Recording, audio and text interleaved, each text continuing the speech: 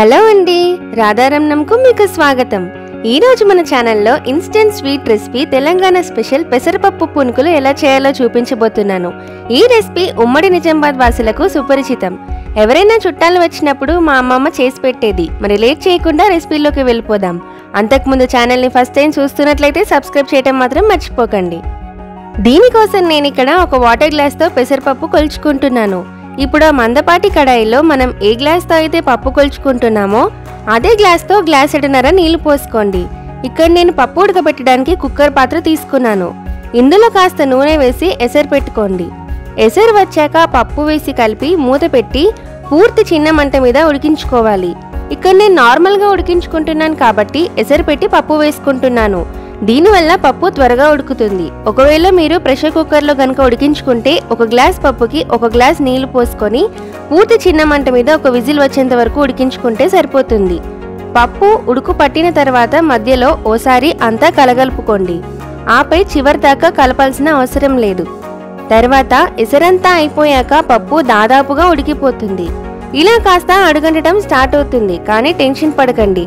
ఈ స్టేజ్లో మూత పెట్టి మరో 5 నిమిషాలు మగ్గనివ్వండి.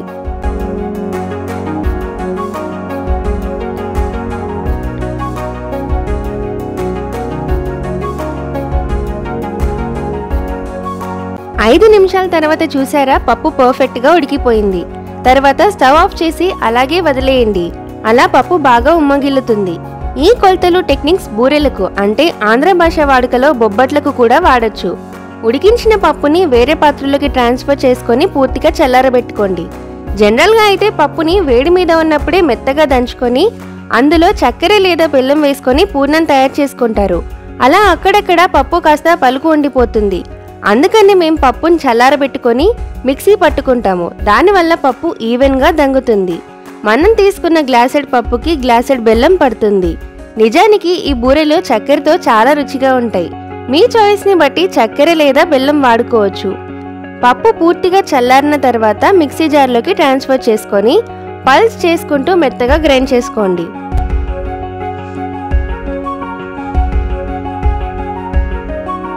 చూసారా మిక్సీలో అంతా ఈవెన్గా ఎలా దంగిందో?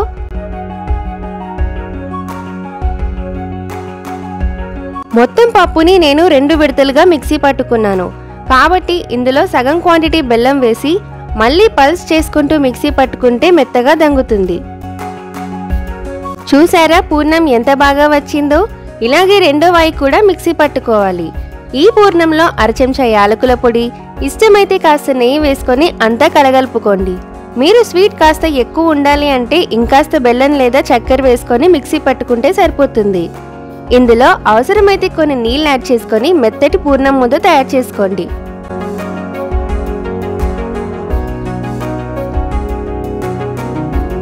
మన పూర్ణం ముద్ద తయారైపోయింది. ఇప్పుడు బయట పిండిని ప్రిపేర్ చేసుకుందాం.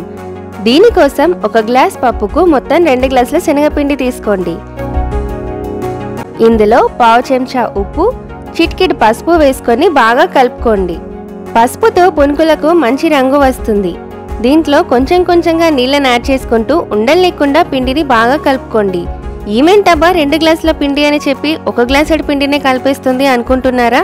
ముందు 1 గ్లాస్ సరిపోతుంది అనుకున్నాం, కానీ పిండి కలుపుతున్నప్పుడు మరో గ్లాస్ శనగపిండి పడుతుంది అనిపించింది. అందుకే 2 గ్లాసుల శనగపిండి తీసుకోవాలి అని చెప్పాను. పిండి కన్సిస్టెన్సీ వీడియోలో చూపిస్తున్నట్లుగా ఉండాలి.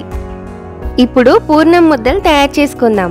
నేను పూర్ణం ముద్ద డీటెయిల్గా చేసి చూపించే క్లిప్ బై మిస్టేక్ రికార్డ్ అవ్వలేదండి, కాబట్టి ఎలా చేయాలో చెప్తాను. ఉసిరి సైజంత పూర్ణం ముద్ద తీసుకొని గుండ్రంగా చేసుకొని దాన్ని అరచేతుల మధ్య 1/2 ఇంచు మందంగా ఒత్తుకోవాలి. పునుకులు నూనెలో వేయించేటప్పుడు పూర్ణం డబుల్ సైజులో పొంగుతుంది. అందుకనే పూర్ణం ముద్దలు ఈ విధంగా చేసుకోవాలి. ఇలా అన్ని పూర్ణం ముద్దలు తయారు చేసుకోవాలి.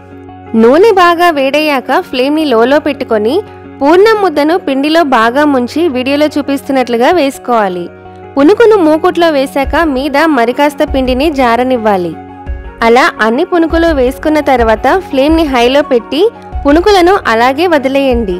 ఈ స్టేజ్లో డిస్టర్బ్ చేస్తే పునుకులకు రంధ్రాలు పడి పూర్ణమంతా నూనెలోకి లీక్ అవుతుంది. పునుకుల బయట లేయర్ గట్టిపడ్డాక నిదానంగా ఒక్కొక్కటి మరలేసుకోండి.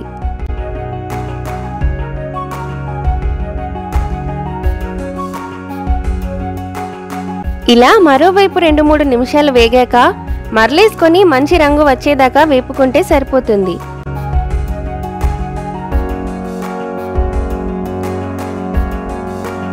చిటికెడు పసుపు వేయటం వల్ల పూర్ణాలకు ఎంత మంచి రంగు వచ్చిందో చూసారా?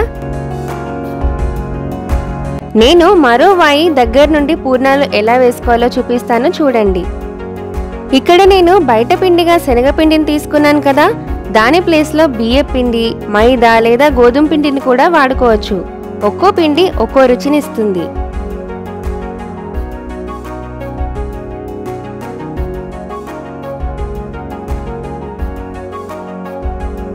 అంతేనండి, మన టేస్టీ పెసర పునుకులు రెడీ అయిపోయాయి. ఈ పునుకులు వేడి మీద తింటే భలే ఉంటాయండి. మరి మా అమ్మమ్మ స్పెషల్ పునుకులు చూశారు కదా, మీరు కూడా ట్రై చేసి ఎలా కుదిరిందో కామెంట్స్లో చెప్పండి. చూసారా పూర్ణ ముద్ద ఎలా పొంగిందో? వీడియో నచ్చితే లైక్ చేయండి, షేర్ చేయండి, అలాగే ఛానల్ని సబ్స్క్రైబ్ చేయటం మాత్రం మర్చిపోకండి.